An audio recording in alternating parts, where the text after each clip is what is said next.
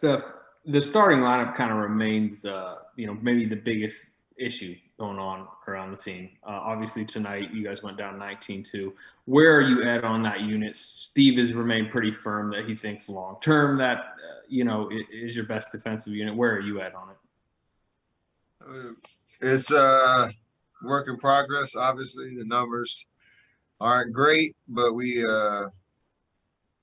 just trying to figure it out. Obviously, offensively, if we don't make shots, it's a sense of urgency. There's a lot of that pressure and expectation on us defensively, and night to night, we got to be a little bit smarter on what the other team does well in terms of our defensive strategy. Especially a team like tonight in Utah, they shoot the ball extremely well. Have been for a while, and we gave them, a lot of easy looks. And the league, it's not a surprise if guys make them. So they jumped out to a huge lead, and it puts a lot of pressure on us offensively to come down and, create and make plays. And we fought for the most part down, the last 6 minutes of that first quarter, make it respectable. Just couldn't put anything together and sustain it to make it a game. So we do have stuff to figure out, obviously. I don't have the answers right now. Steph, what did it mean to you to pass Reggie on the three-pointer list? It's special. I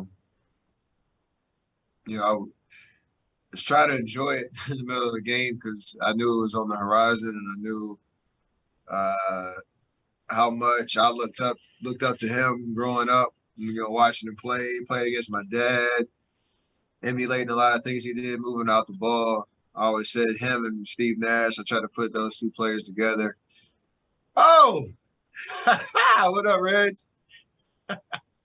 And so that's pretty dope. So I was trying, obviously we're getting our head beat tonight, and I was trying to still enjoy it. I think I threw up the 31 after I made the third one because I knew that was a big one. And then to make that fourth one in the third quarter was pretty special. So something I've been looking forward to for a very long time.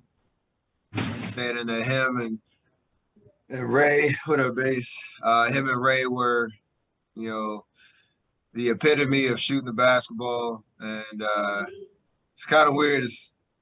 I always said, I think longevity and accuracy and just being able to stretch the limits of what it means to shoot the three ball at that level. It's pretty crazy to be at this point now. We have a question from Riker. I think you're on mute. Congratulations, Mr. Curry, at all your jerseys and shorts. Thank you so much, Riker. I appreciate it, man. I see you wearing the jersey. I appreciate that a lot. It means a lot to be right there with the whole Miller family. So I appreciate you, bro. And we speak for a lot of people around the world, Steph. Number one, congratulations. This is an unbelievable achievement, but the work is not done. Obviously, I know you're chasing Ray, but you are an inspiration to so many little ones like mine. And I'm just so proud of all the work because I know what goes into that.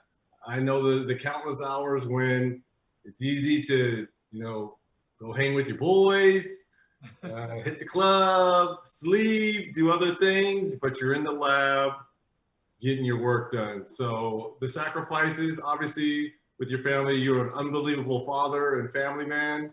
And I know there's sacrifices that come with that. And the blend that you have with your family in basketball and Dub Nation, the Millers are very proud of you, especially this little guy. He is your number one fan. So thank you so much for what you have done, my friend. That means a lot, Reg. I appreciate it. Like you said, I know I have a lot more in the tank, but to try to live out all those,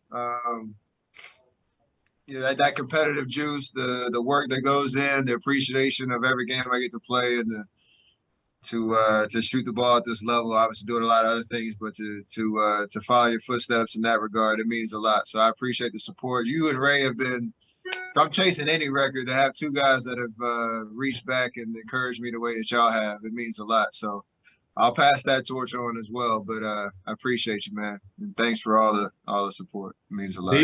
Don't leave too much room because this could be coming.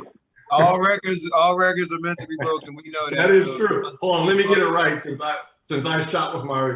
There you go. You need that follow through for me.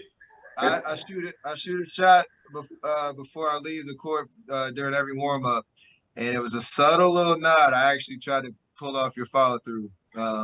So somebody's got to find a video and put two and two together because I actually did it. I like that. It means a lot, man. Congratulations, and we love you, Steph. Appreciate it, Reg.